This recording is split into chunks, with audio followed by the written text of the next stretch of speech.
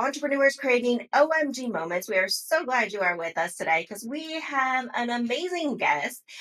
Ferris is with us today. Ferris, tell us a little bit about you and how you got started with what you do. Oh, thank you, Tammy. It's great to join you and the listeners, the viewers out there. My name is Faris Aranki. I'm sat here in London and I run a company called Sheer Ghetto Consulting, which is all about making humans and teams sharper, because Sheer Ghetto is the Japanese word for a sharpening stone.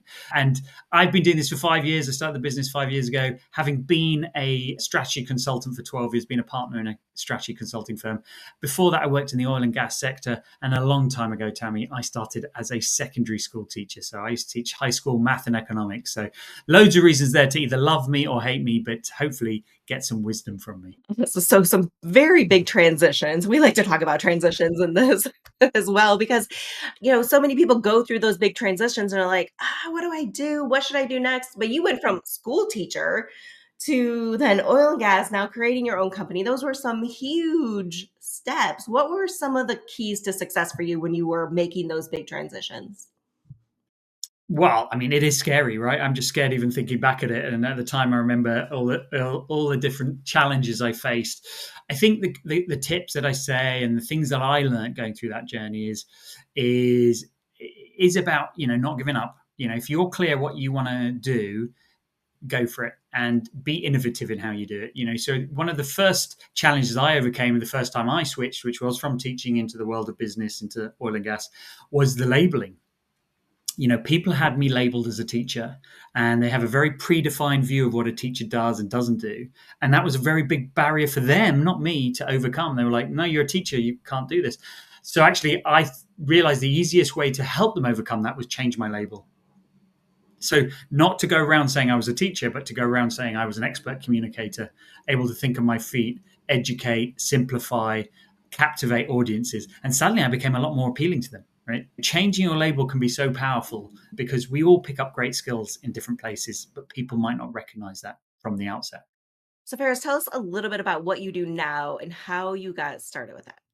Yeah, I think to understand what I do now, it's useful context to talk about what I did just before, which was strategy consulting, 12 years of it, from analyst to partner. And in that time, it was basically a big brain for hire, would be brought in by companies to solve complex problems, and then would hand them the problem. And then what became evident was they wouldn't do anything with it. 9 times out of 10, when I went back a year later, I'd found out they were either too busy, they didn't understand what we'd given them, they didn't believe in it, or there was politics.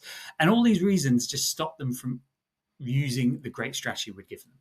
And the good news was I was great at fixing those. And I think a lot of it was down to actually my teaching skills, get people more invested, more engaged, challenge all the barriers they put up in front of you. So because of that, I decided to launch a business that created strategy while fixing those problems. So that's what Sheer Ghetto does today. We go into teams, get them working better together, get them to have better ideas, get them to be more focused. And it's super fun and super.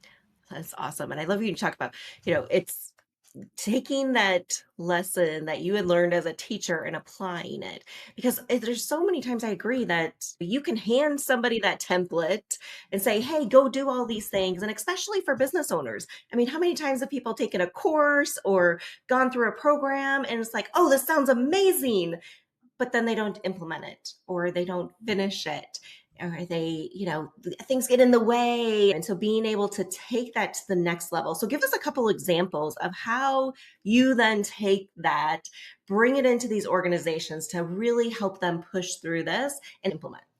Yeah. And I had to smile to myself when you were saying those things. I've got a bit of a hypothesis that for most of us, we have 99% of the knowledge we need. We're just not using it. And if you disagree with me, think of all those things your mom or your dad probably said to you when you were a kid about going to bed early, eating all your greens. What is it all these biohackers and influencers are telling us now? Go to bed early, eat all your greens, right? So you already knew the knowledge. You just need either somebody different to tell it to you or for you to learn it yourself. That last bit is the crucial bit.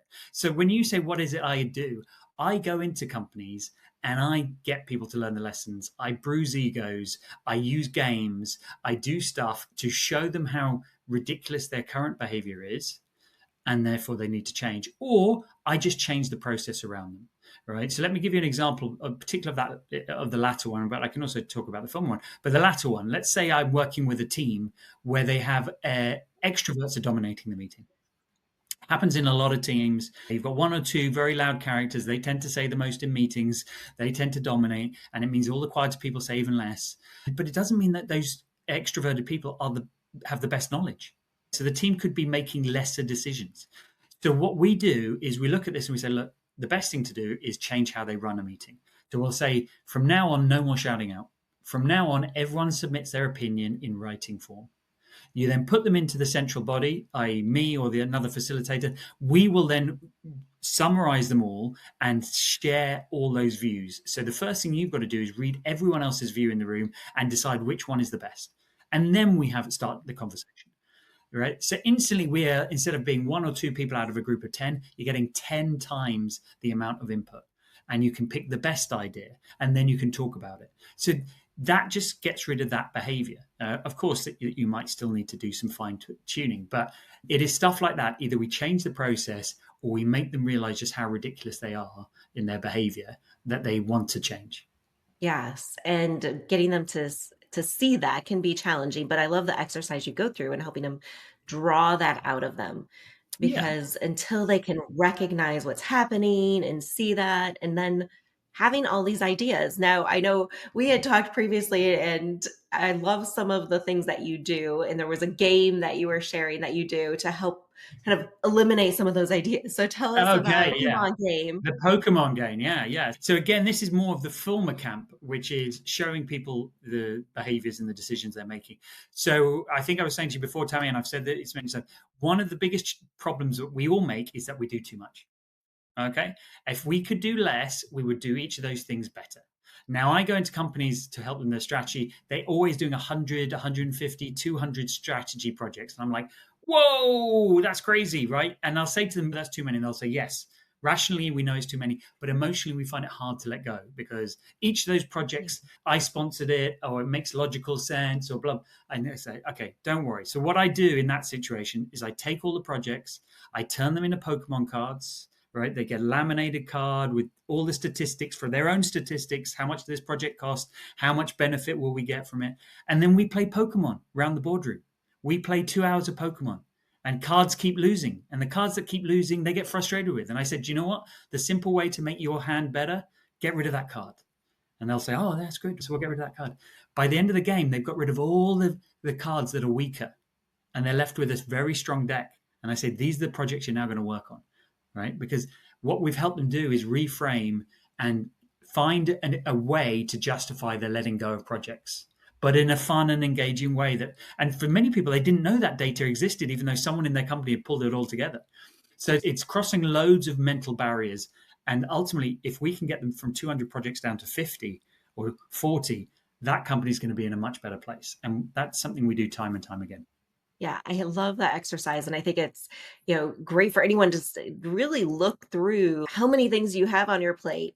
What are you really doing? Bring it all together and start evaluating, like, what if I have to let go of something, what am I willing to let go of first? Because people take that so personally too, if it's their project or there's certain elements to it that they think aren't replaceable, or there's a reason things came about. But when you're looking at all of those different statistics that you talk about having on those cards, like, okay, which one has more value? Which Yeah. one's going to be better for us in the long term? So I think that's a great exercise for anyone to go through. Oh, That's 100%. amazing. And look, just a quick one for everyone out there. You don't need to create cards. If you're struggling between, say, 4 or 5 options, and it's funny. I was just having a call earlier today with a lovely lady, and she was telling me her top 5 things she wants to achieve this year. And so, just while she was off guard, I said, "Yeah, but if you had to pick one, if I could make one appear out of magic for you right now, which one?" And she instantly answered it, and she went, "Oh, I Yeah. didn't think it'd be that one."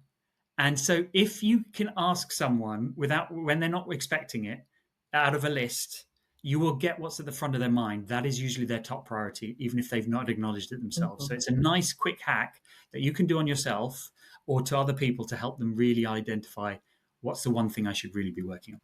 Yes, and checking in, right? It's like that gut feeling, like what comes up for you first. I've got to do this. Mm. Absolutely love that. Well, and we're all about entrepreneurs creating OMG moments. So I know you've Yes. created some big OMG moments and big transitions. So tell us about a couple that have happened for you throughout this career that have Oh, been that big and bold thing that helped you stepped out and do something different that's made an impact for you? do you know what? I've had a lot of OMG moments. I was being interviewed just the other day and by a 13-year-old who asked me, if the world stopped tomorrow, what would be your five biggest regrets and five most proud moments? I was like, wow, buddy, you've asked me 10 things there in one question. And I began to think, and I said, do you know what? Particularly the regrets. I said, I don't call them a regret. For me, they are those OMG moments because at the time they seemed like the end of the world. But in hindsight, Mhm. those are the things that made me today, right? And they can be, if I work backwards, you know, my first year of starting this business, I was 6 months into starting with the business, having quit a high paid job, having been full of energy, and COVID came. And suddenly I had 7 months of no work. That's an OMG moment. And I know lots of people out there went through the same who run small businesses. And you can either look at that as this is going to bury me, right? And that could have been in that regret category, but actually that's in my pride category that I stayed strong throughout that. I built a business in spite of COVID, a services business no less, which meant me going out knocking on doors, convincing people to work with me. And we came out of it stronger. But yeah, that was a very dark time and a very tough moment. And if I look back on my journey, and this is what I was answering, there are lots of those moments. It doesn't have to take a pandemic. I can list five things that I thought were horrific at the time, all the way back to my school days. But do you know what? They were never that bad. And if they hadn't happened, I probably wouldn't be the successful entrepreneur I am today. Yeah, awesome. And I think so many people can relate to that in the sense of, sometimes it takes those pivotal moments where we're like, OMG in a bad sense, like, OMG, Yeah. what is happening? Like, Yeah. why is this happening to me? And in order for us to move forward, I know similar, that's what got me into coaching and what's got me here talking to people about this because of those moments and wanting to help more people through it. And I know you've got some big plans. We always like to hear, like, what is one or two things you have coming up that you want to do over the next year or two Yeah. that's got you excited? I'm really excited for 2025. This is the first year, Tammy, that I have publicly shared all my goals. I did that on January the Yes. 1st. And the most amazing thing has happened. So I have 9 goals that I'm focusing on in different categories of my life. Some are bigger than others. I'm going to be buying a new apartment, having not owned somewhere for a while this year. I plan to go and visit one new big country that I haven't visited before. And then there are smaller end of the spectrum goals around books I want to read and that sort of thing. But the most amazing thing is because I've shared them, people have stepped out of the woodwork to help me with them. All right. And against each of my goals, big and small. So I am super excited for this year because I've got some exciting things that are going to transform my business, transform my personal life. From where I live to this business. I'm starting wave two of this business, which is growing it and scaling it. I'm excited this year to be finding my number two for my business and putting in place all these other things. So it's going to be a good year. And I hope everyone out there is also going to have a good year. And if they think it could go either way, I'd love to help them make sure it's a good year. I love that. And it's true. Like when we put things out there, and sometimes we don't do it because we're afraid to say something and it may not happen, or what are people going to think if they know I have these big goals? I've heard that from a lot of people. And so I love that when you share this, people are just stepping up and helping you rise to that, right? So a couple things. I mean, I love travel as well. So Yeah. what's on your goal list? Where are you headed? I want to head east. I want to head to Japan and Korea later this year. I think they have never been, and I think they are vastly different cultures. You and I, Tammy, are talking across the Atlantic from each other, and Yeah. there are some similarities in those cultures. And I love coming to the US. But to go somewhere that is completely different, not just in language, but in culture, in mannerisms, I think will be super exciting. All the listeners out there who've been to Japan and Korea and have got some great tips, then send them our way. Yes, put them in the comments. Let us know what should he go see, where should he go eat. I love hearing those things. Like every time we go to a new country or a new city, wherever, Yeah. we're always asking, where do we need to? I mean, we're foodies, and so we're like, where do we need to go eat? What's good? Be amazing. What do we need to go see? Because the culture is so different in every place, right? And Yeah. sometimes it's just slight differences from city to city, and sometimes it's those big differences and embracing those differences versus going in and, thinking, okay, I'm going to act my normal way? What can you notice about people is something I love to Yeah. see and share with my kids too. Like, what's different about where we are? How do Yeah. they do things differently? What can we learn from that? And so that's exciting. I'm Y- excited for you. It'll be an amazing trip. And I know you said you're hiring your number two, so we never Yes. know who's listening and Yep. who may have connections. So what are you looking for specifically? Everybody in our team, we were a small team, but we are a team of people. The commonality is they're the kind of people you can send into a lion's den, the most difficult audience, and they will have everybody working well together. And that's because they've got great people skills. So that's, I'm looking for that as a prerequisite. And the other thing is someone who is can bring in new work, has an ability to do business development, which I appreciate 5 years into being an entrepreneur is not a skill that most people have. So, any entrepreneur out there who is listening to this, I admire you because it is one of the hardest parts of running your own business, bringing in new work. And I've really learned in the last 5 years that most people can't do it. And that's something I'm looking to bring into the business as well as an ability to deliver the work that we do. Awesome. So if anyone knows anyone, let them know, connect him with Yeah. the right resources. And I agree with you. I think, going out and bringing in, developing your business, bringing in sales is one of the hardest things a lot of entrepreneurs struggle with when they're not that inherent entrepreneur that kind of started off that way, but started off in the job and was like, now trying to go out and do this on their own. They're not used to selling themselves. They're not used to Yeah. putting themselves out there in this way. And so there's a big learning curve for that. I think it's important to learn it and to get at least to a certain level in it because it is your own business. But Yes. I love that, you've now gotten to that point where you can now bring someone else in to help you with that and really kind of it'll grow your business significantly at this point when you have that right person. So I love that. Well, thank you so much for being here, Ferris. I know you have a special gift for everyone as well. So tell us what that is. Yeah, I would love to carry on the conversation with everyone, and I'd love to help you get more effective, be sharper, as is true to our company. So visit our company website. We'll put the link below. It's sheerghetto.com, and there is an assessment of your own effectiveness, your own sharpness there for whatever goal you're trying to achieve. That's our free gift to you. Take the assessment, see how you score against different aspects of sharpness. And if you want to carry on the conversation, then drop me a line through the website or through LinkedIn, where I post every day little tips on how to think sharper, how to be more emotionally sharp, and how to be more focused. And those are great gifts for you. And I'd love to carry on the conversation. Awesome. Definitely go grab that. We will have all the links below where you can connect with them on LinkedIn and the link to that assessment. So make sure you go grab that because I love a good assessment that teaches you about yourself and what you need to do. So thank you so much for being here, Ferris, and sharing that gift with our audience. Such a pleasure. Thank you very much, Tammy. Awesome. Well, we will see you guys next week on Entrepreneurs Creating OMG Moments. Let us know what your big takeaway was in the comments below. We'll see you next week.